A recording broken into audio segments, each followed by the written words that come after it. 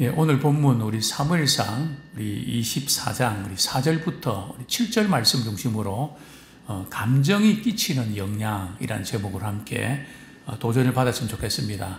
우리 어제 이어서 지금 그리스도인의 감정 관리 두 번째 시간을 갖게 되는데요. 여기서 말하는 감정은 단순히 우리가 느끼는 어떤 그런 감정이기도 하지만 제가 말씀드리는 이 감정은 영적인 감정을 의미합니다. 일반적인 우리 감정이라는 것은 이런 것이죠. 우리 생각, 우리 감정, 이 행동에 영향을 미치거든요. 생각은 감정과 행동에 영향을 미치고, 감정은 생각과 또 행동에 영향을 미치고, 행동은 또 생각과 감정에 영향을 미칩니다. 그래서 우리 이렇게 구분하는데, 우리 영적 감정은 조금 다릅니다. 영적 감정은 어떤 의미가 있는가 하면 어느 한쪽으로 기울어지는 성향이라 그러죠. 그리고 이 감정은 단순히 느끼는 감정뿐만 아니라 행동으로 이어지는. 그래서 이 감정과 행동이 분리된 게 아니라 같이 서로 영향을 미친다. 물론 지금 일반 심리학에서도 생각, 감정, 행동이 다 영향을 미친다 그러거든요. 그래서 우리가 원수를 사랑하라 할 때 우리 감정적으로는 잘 안 되잖아요. 그죠? 어떻게 보면 잘 안 되는 게 아니라 불가능하잖아요.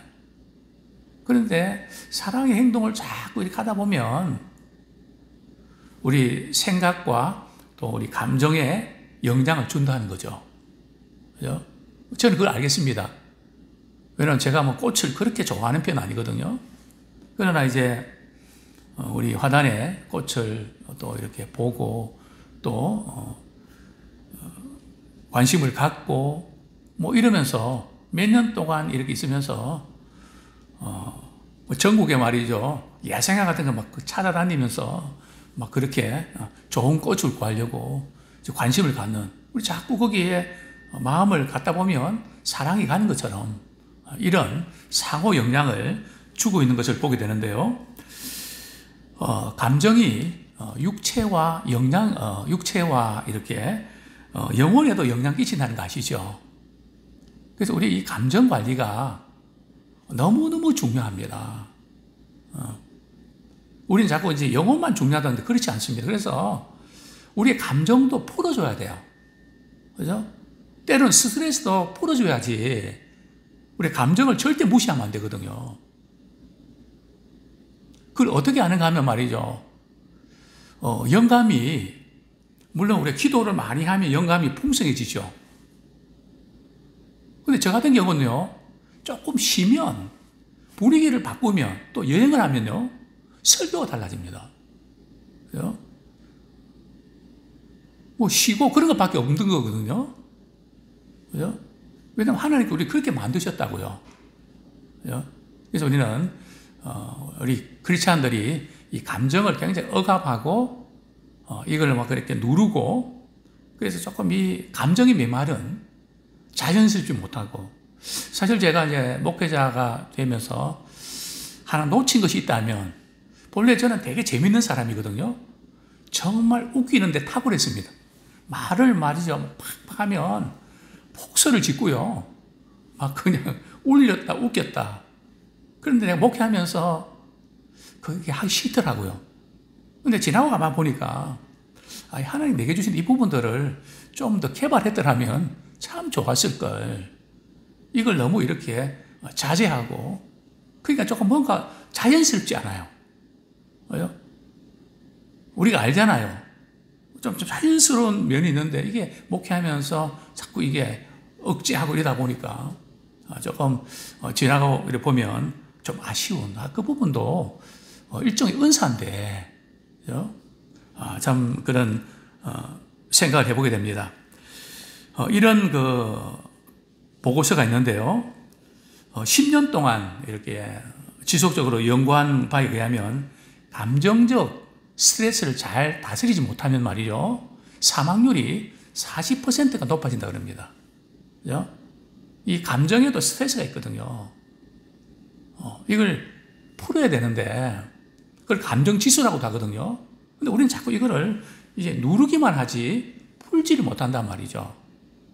그러면 일반 사람들보다 40%가 더 높은 사망률이 있다는 거죠. 가장 위험한 감정이 뭔지 아십니까? 분노. 그죠? 용서하지 못하는 거.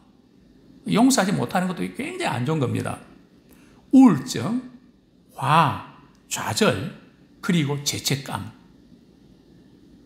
이런 것들이 우리의 정서에, 감정에 대단히 안 좋다는 거죠. 그래서 이런 감정의 스트레스를 잘 다스리지 못하면 이게 이제 육체에도 건강에 영향을 미친다는 거죠. 어떤 분들이 감정이 말이죠, 이 질병으로 바뀌는데 경로가 있대요. 내가 생각한 것과 신체로 경험하는 것 사이에 말이죠, 연결시키는 고리가 있는데 그것을 신경 펩티드라고 합니다. 그죠? 뇌와 이 신체를 이렇게 연결시키는 고리가 있답니다. 이게 이제 신경 펩티드라고 하는데요. 이와 같이 우리의 감정 상태가 그 신체 상태에 영향을 그대로 준다는 거죠. 이것도 늘 이렇게 우리 관심을 가져야 됩니다. 좀 새로운 변화와 또 그런 새로운 기분, 이런 우리 그리스도인들도 말이죠.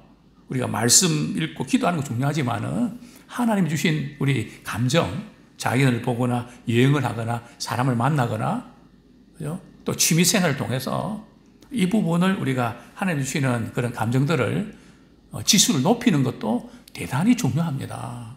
그죠? 근데 우리는 이거 이제 자꾸 영적인 것에만 물론 그것이 우선이 되어야 되죠. 그러나 우리가 자연적인 이런 생활의 이런 부분들도 우리가 같이 균형을 이루는 것이 필요하다는 거죠. 예를 들면 두려움이라는 감정이 있잖아요. 두려움이라는 그 감정에 사로잡히는 것은 참 안 좋습니다. 그죠? 왜냐하면 성경에 보면 두려워하지 말라는 말씀이 말이죠. 어떤 분은 365번, 어떤 분은 윤달까지 포함해서 366번 두려워하지 말라. 계속 하나님께 두려워하지 마라. 그 말씀 자주 하셨거든요. 왜냐하면 이 두려워하는 순간에 우리의 어떤 뇌의 기능이 정지가 되거든요. 잘할 수 있는데 불안이 생기면 안 된다는 거죠. 그래서 이 두려움의 이 감정, 두려운 마음을 가지면 어떤 일이 벌어지는지 아십니까? 어떤 일을 해도 기쁘지가 않아요.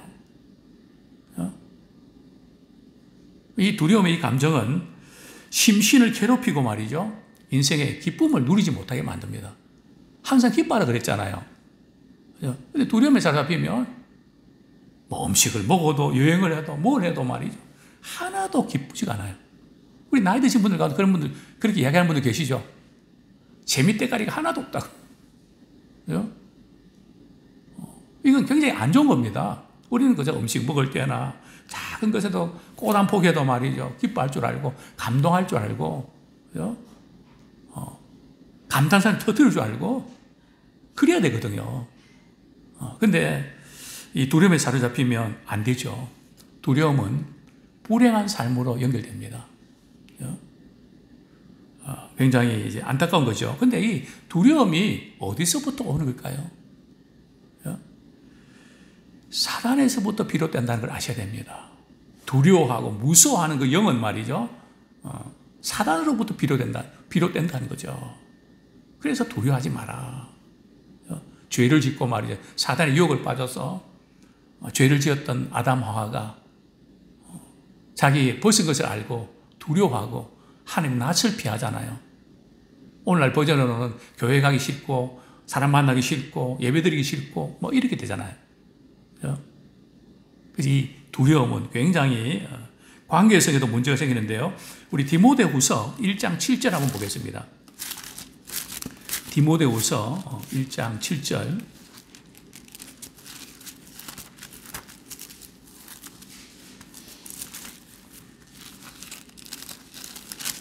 같이 읽겠습니다. 시작. 하나님이 우리에게 주신 것은 두려워하는 마음이 아니요 오직 능력과 사랑과 절제하는 마음이니. 여기는 마음이라 그랬는데 왜 그럴까? 여기 보면, 밑에 보면 말이 1번 보면 뭐라 쓰여 있죠? 헬라어 영 이렇게 있죠. 그죠? 두려워하는 영이라는 거죠. 그죠? 능력과 사랑과 절제하는 영이라는 거죠. 그죠? 그래서 두려워하게 만드는 것은 사탄에게서 비롯됩니다. 그런데 이 두려움을 우리가 어떻게 내쫓을 수가 있나요? 그죠? 심지어 요즘에는 우리 아이들도 많이 두려워하거든요. 우리 남자분들도 많이 두려워하고 또 여자분들도 두려워하고 많이 두려워하는데 이 두려움을 우리가 어떻게 이 문제를 해결할 수 있나요? 요한일서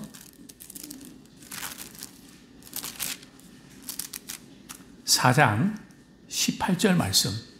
참 우리가 신앙생활 한다는 것이 얼마나 복인지 모릅니다. 그죠? 우리의 감정에 관한 것, 또 우리의 영적인 문제, 정신적인 문제, 모든 것들이 말이죠. 하나님께서 우리를 만드셨기 때문에 그 안에 다 들어있단 말이죠. 우리 요한일서 4장 18절 시작. 사랑 안에 두려움이 없고 온전한 사랑이 두려움을 내쫓나니 두려우면은 형벌이 있습니다. 두려워하는 자는 사랑 안에서 온전히 이루지 못하였느니라. 이 두려워한다는 것은 뭐라고요? 형벌이 있다는 거죠. 여기 형벌 말이죠. 사형수들이 이제 사형에 당하는 그 날을 말이죠. 기다리면서 복도에서 말이죠. 간수가 쪼박쪼박 말이죠.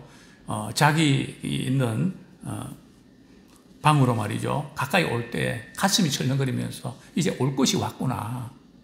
그러면서 두려워 떠는 그런 형벌. 이 두려우니까 이 IQ가 말이에요. 머리가 제대로 작동이 안 돼요. 우리가 굉장히 두려운 상황이 벌어지면 생각이 안 나고 어쩔 줄 몰라 하잖아요. 그죠? 그래서 우리 IQ가 돼지 IQ 70으로 떨어진다 그러거든요. 두려워하면. 기뻐하면 말이죠. 머리가 잘 돌아간다는 거죠. 그죠? 정말 이 부분들은 제가 이렇게 학교 다니면서 시험 칠 때 되면 기분을 최고로 하거든요. 그럼 생각이 팍팍 난단 말이죠. 그렇게 하는데 생각이 안 나면 어떡하지? 이렇게 걱정하고 이런 말이죠. 진짜 안 나거든요. 그죠? 그러니까 이 성경에 말씀하고 있는 이 부분들이 말이죠. 정말 그렇다. 왜냐하면 하나님께서 우리에게 주신 매뉴얼이니까요. 두려워하는 자는 사랑 안에서 온전히 이루지 못했대요. 여기 사랑 안에서 온전히 이루지 못했다는 것은 말이에요. 두 가지 의미가 있는데 첫 번째는 하나님의 사랑을 받아서 말이죠. 나는 하나님의 사랑을 받고 살아 하는 이 부분이 있고요. 두 번째는 온전한 사랑은 그 하나님의 사랑이 필요한 사람들에게 흘려보내는 행동으로 내가 다른 분에게 흘려보내는 이게 온전한 사랑입니다. 나만 받고 끝나면 이게 온전한 사랑 아니거든요. 그죠? 그래서 성경에서 보면 항상 온전한 부분이 표현이 들어가면 이것은 믿음으로 우리가 구원받았지만 말씀에 순종하면서 행동할 때에 온전해집니다. 하나님께서 아브라함에게 말이죠. 이렇게 말씀하셨잖아요. 너는 내 앞에서 행하여 완전하라. 그죠? 완전하라, 온전하라 같은 의미거든요. 그래서 항상 온전하라는 그 앞에는 행하라는 뜻이 나옵니다. 그죠? 해야지로 끝나는 게 아니라. 그죠? 그러면 이 두려움이 온전한 사랑이 있으면 떠나간다는 거죠.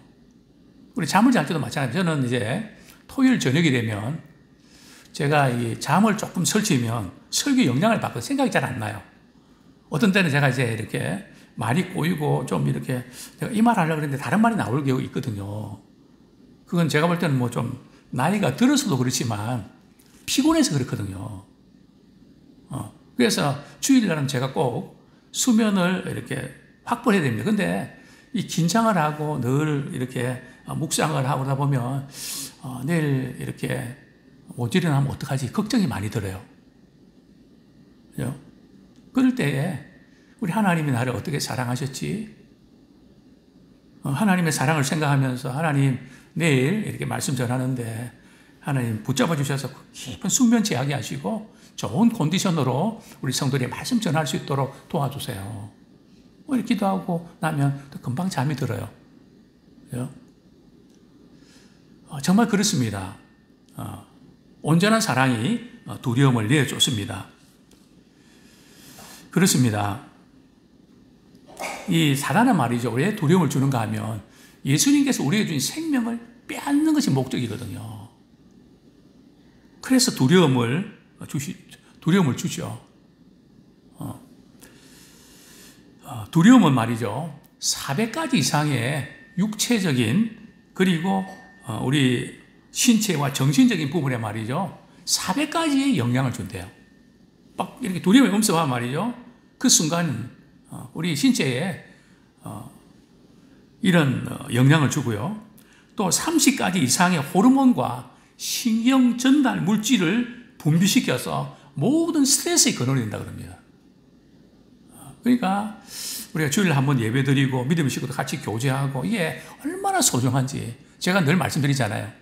한 달 보약 먹는 것 이상의 신체적인 정신적인 그런 영향을 이렇게 받게 된다고 말씀을 드렸습니다. 자, 오늘 사울왕을 통해서 우리가 좀 몇 가지 생각해 보겠는데, 사울왕과 다윗에 대해서 사울왕은 감정이 뒤틀렸습니다. 그러면서 자신의 인생이 비참해지고 말았죠. 처음부터 그랬던 건 아니고요. 그래서 첫 번째는 사람에게 주목하면 불행해진다. 사울 왕과 다윗의 관계가 처음부터 나빴던 건 아니거든요.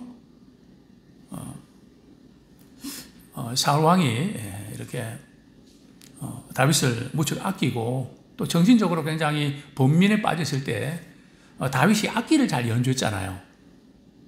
그래서 음악으로 이렇게 정신적인 치료를 많이 치료한 효과가 있거든요. 식물들도 음악을 틀어주면 잘 자라난다 그럽니다. 그게 이제 음악 효과거든요. 그게 얼마나 고맙겠습니까? 막 머리 아프고 막 이런데 말이죠. 다윗이 그냥 이렇게 악기를 연주하고 그러면 머리가 상쾌해지고. 또 뿐만 아니라 골리앗이 말이죠. 블리스 골리앗이 나왔고 말이죠. 당신들 나라에서 한 사람 보내서 싸워서 전쟁 여기서 이기면 전쟁의 승패가 좌우된다. 막 그러면서 큰 소리 지르고 말이죠. 사울 왕은 주눅이 들어갔고 말이죠. 무서워서 어쩔 줄 모르고. 그럴 때 다윗이 말이죠. 하나님 의지해서 나가서 골리앗의 머리를 이렇게 베어버리지 않습니까? 그때 참 사울 왕이 얼마나 고마웠을까요? 나라가 망하는 줄 알았는데 다윗이 말이죠. 나라를 위기에서 건져주니까 얼마나 고마웠겠습니까? 근데 문제는 말이죠. 여인들이 노래죠. 사울은 천천히고 다윗은 만만이다. 이제 이 노래를 듣고 뒤집어진 거죠. 사실은 사울 왕이 그 노래를 듣고 뒤집어질 필요가 있었을까요? 지금 신분에 있어서 사울 왕과 다윗은 어떤 차이가 있을까요? 지금 사울 왕은 자기 이스라엘의 왕이잖아요. 최고잖아요. 비교할 걸 해야지. 또 다윗은 자기하고 비교할 만한 뭐 나이나 모든 캐리어나 모든 부분들 비교가 되겠습니까? 그죠? 그런데 말이죠. 이런 지금 노래에 말이죠. 마음이 상하니까 어떤 일이 벌어집니까? 우리 사무엘상 18장 9절, 10절 굉장히 중요합니다.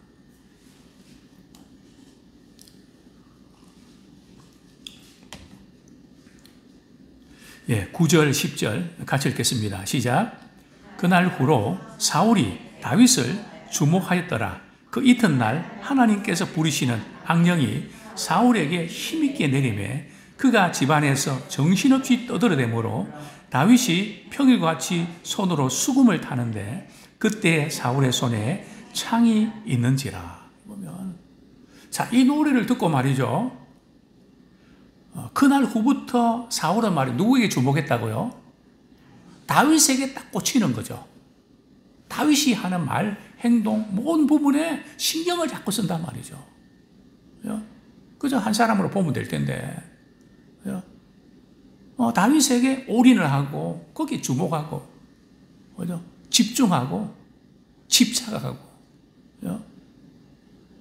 자, 그러니까 그 다음날 무슨 일이 생깁니까? 악한 영이 말이죠. 사울에게 힘있게 내리는. 그죠? 그러니까 막 집에 다니면서 말이죠. 정신 떠들고 막 소리 지르고 말이죠. 막 이러고 있단 말이죠. 그러면서 어떤 극단적인 행동까지 나옵니까? 창으로 말이죠. 창을 던져서 다윗을 죽이려고 합니다. 왜 그런지 아십니까? 이 12절 말씀 같이 읽겠습니다. 시작. 여호와께서 사울을 떠나 다윗과 함께 계심으로 사울이 그를 두려워한지라. 그러니까 사울 왕이 이제 두려움이 막 찾아왔는데 두 가지 이유입니다.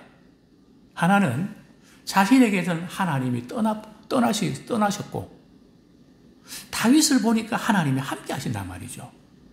그죠? 이것 때문에 더욱 두려워하는 것을 이제 보게 되는데요. 그래서 결국은 사울왕은 어떤 일을 벌입니까? 폭음을 내려서 말이죠. 요나단과 또 신하들에게 이제 다윗을 잡아오면 상금을 주겠다고. 그래도 뭐 일이 제대로 안 되니까 특공대 3,000명을 말이죠. 모집을 해갖고 특공대를 해갖고 말이죠. 급파를 하지 않습니까? 그런데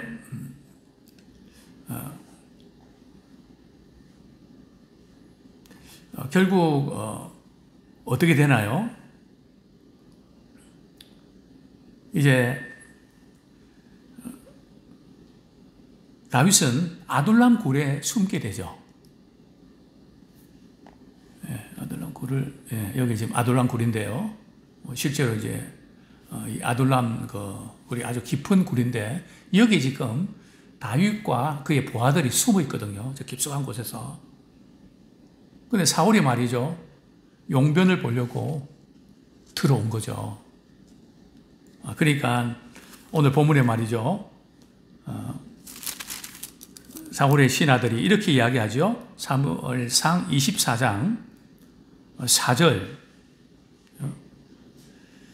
다윗의 사람들이 이르되 보소서 여호와께서 당신에게 이르시기를 내가 원수를 내 손에 넘기리니 내 생각에 좋은 대로 그에게 행하라 하시더니 일어나 그날입니다.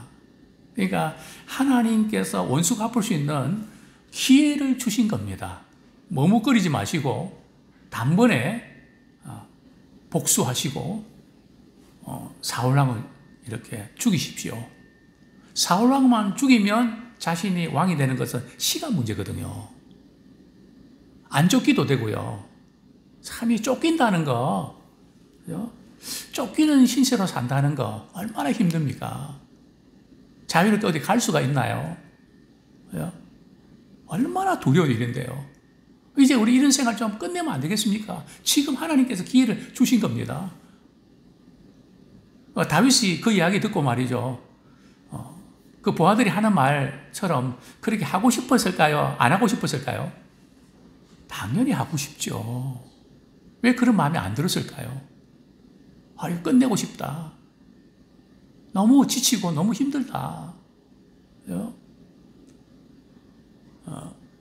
정말 그러고 싶죠. 감정에 휘둘러서 그런 행동을 하고 싶은 마음들이 얼마나 강했겠습니까?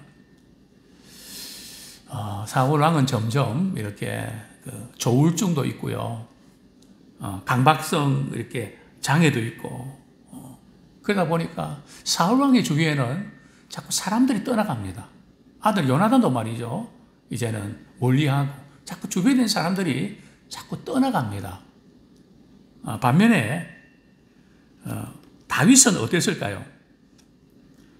두 번째로 우리가 좀 생각해 보고 싶은 것은 말이죠. 다윗은 참 이런 이야기를 듣고 참 당장 복수하고 싶은데 감정이 복잡하죠. 이렇게 하자니 하나님의 말씀이 걸리고 또 막무가내로 이렇게 기다리자니 초조하고 불안하고 감정이 복잡해질 때 이제 말씀을 붙잡았는데요. 자, 우리 사무엘상 다윗은 사람들이 몰려들기 시작합니다. 아둘람 굴에 말이죠. 이제 22장이 그렇죠. 사무엘상 22장 1절 2절 우리 같이 한번 읽겠습니다. 시작. 그러므로 다윗이 그곳을 떠나 아둘람 굴로 도망하며 그의 형제와 아버지 온 집이 듣고 그리로 내려가서 그에게 이르렀고 환난당한 모든 자와 빚진 모든 자와 마음이 온통한 자가 다 그에게로 모였고 그는 그들의 우두머리가 되었는데 그와 함께한 자가 400명 가량이었더라. 그죠? 다윗에게는 사람이 모입니다. 그죠? 그 분노, 적대감, 어떻게 장인어른이 나한테 그럴 수가 있나? 그죠? 어떻게 그럴 수가 있나? 쫓겨다니면서 말이죠. 얼마나 참 힘들겠습니까? 그죠? 그런 가운데 다윗은 어떤 행동을 취했을까요? 사울왕의 말이죠. 옷자락을 가만히 베죠. 그죠? 그 옷자락이 워낙 그 당시 옷은 기니까 용변 본다고 말이죠. 옷자락 베이는 것도 못 느꼈겠죠. 근데 다윗은 말이죠. 그 옷자락을 베었는데 그게 또 마음에 걸렸습니다.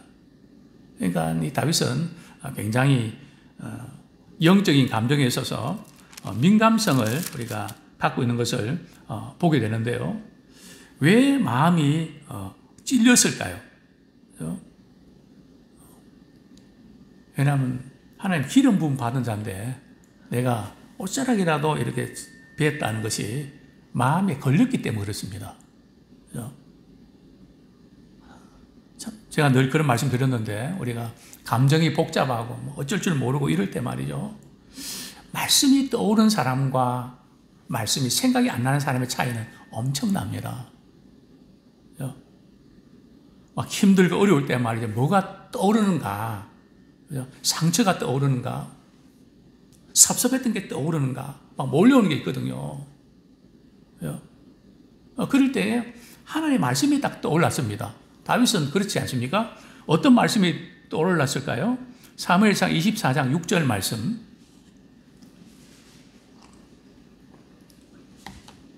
같이 읽겠습니다. 시작. 저가 자기 사람들에게 이르되 내가 손을 들어 여호와의 기름 부음을 받은 내 주를 치는 것은 여호와께서 금하시는 것이니 그는 여호와의 기름 부음을 받은 자가 됨이니라 하고. 그죠? 하나님의 기름 부은 자를 해치면 안 된다 하는 말씀이 떠오른 거죠. 그래서 그는 감정이 복잡했는데 어떤 결론을 내립니까? 해치지 않는 쪽으로. 말씀이 딱 떠오르니까 그 말씀의 지배를 받아서 그 감정을 말이죠. 다스리는. 너무너무 중요합니다. 그죠? 만약 우리 생활 속에서 말이죠. 좀 힘들고 어려울 때에 또 기도할 때 하나님의 말씀이 떠오른다면 참 우리는 복 있는 사람입니다. 아무에게나 그 말씀이 떠오르는 게 아니거든요. 머리가 좋다고 떠오르는 게 아니에요. 그죠? 내 안에 계신 성령님께서 말씀이 생각나게 해주시는 거거든요. 그건 IQ와 이런 건 전혀 상관이 없습니다. 그죠? 그래서 말씀이 떠오르는. 그래서 우리는 늘 평소에도 말씀을 가까이 하고 그럴 때 말이죠. 저도 목회하면서 제 목회의 가장 중요한 그런 시점에 말씀이 떠오르는 그 일단 말씀이 떠오르면 저는 그대로 반응하려고 애를 써요. 물론 그렇지 못할 때도 많지만 말이죠. 결정적인 순간에 나는 여기까지다 할 때에 하나님께 말씀 주시면 또 힘을 내고, 그죠? 그 말씀이 이렇게 저를 살렸다. 뭐 다른 것이 우리를 살리는 것보다는 말씀을 붙잡을 때, 그죠? 무엇보다도 우리 위기 때 말이죠. 어렵고 힘들면 우리가 조심해야 될 것이 있는데 그게 뭔가 하면 피하는 거예요. 회피 전략이라는 게 있거든요. 그죠? 뭐 힘들고 어려운 사람 부딪히면 안 만나면 그만이지 피해버린단 말이죠. 물론 사람의 감정은 그러고 싶을 겁니다. 그러나 그것은 진정한 해결책이 아니에요. 직면을 해야 되거든요. 힘들더라도 그 문제를 해결해야 된단 말이죠. 근데 대개는 해결하지 않고 그냥 피해버리죠. 저는 늘 그런 말씀을 드리고 싶습니다. 우리의 마음에 맺혀 있는 거 푸셔야 돼요. 그대로 두시면 안 돼요. 그게 10년 지나면 병으로 발생합니다. 그 푸셔야 돼요. 우리 주님 앞에 나와서 기도로 푸시든지 아니면 사랑과의 관계에서 말이죠. 푸시든지 어떻게 하는지 풀어야 돼요. 만약에 그렇지 않으면 이것이 우리의 삶의 말이죠. 구석구석을 돌아다니면서 영향을 끼친단 말이죠. 이전에 그런 말씀을 드렸습니다. 너무 힘들게 살고 그냥 이렇게 방탕하게 살고 하루는 목사님 제가 살아온 것들을 목사님 누군가 이야기하면 나을 것 같습니다. 뭐 이야기해도 괜찮을 것 같으면 이야기하십시오. 제가 들어드리겠습니다. 1시간 40분을 이야기하셨습니다. 그리고 안수기도 드렸습니다. 그분이 나았다고 이야기하셨습니다. 아직 반밖에 안 했는데요. 저는 상담하면서 이런 경우들 많이 봤습니다. 물론 어떤 분들은 말을 못하는 분들이 많죠. 그러나 일단 그것을 끄집어내면 영적인 공격에서 자유함을 얻거든요. 빛이 드러나면 끝나버리거든요. 그렇지 않은 분들 이걸 꽁꽁 묶어갖고 말하면 밑에 우리가 그저 깊숙이 숨겨두거든요. 그런 것들이 그냥 또 어떤 상황에 부딪히면 이 올라와서 흔들어 놓고 말이죠. 아주 그냥 너무너무 힘들게 산단 말이죠. 우리는 해결할 수 있는 방법이 바로 십자가 사건이 있기 때문에 하나님의 사랑이 있기 때문에 또 우리가 말씀이 있기 때문에 그 말씀으로 우리는 이 감정이 복잡하고 힘들 때 넉넉히 이기게 될 줄로 믿습니다.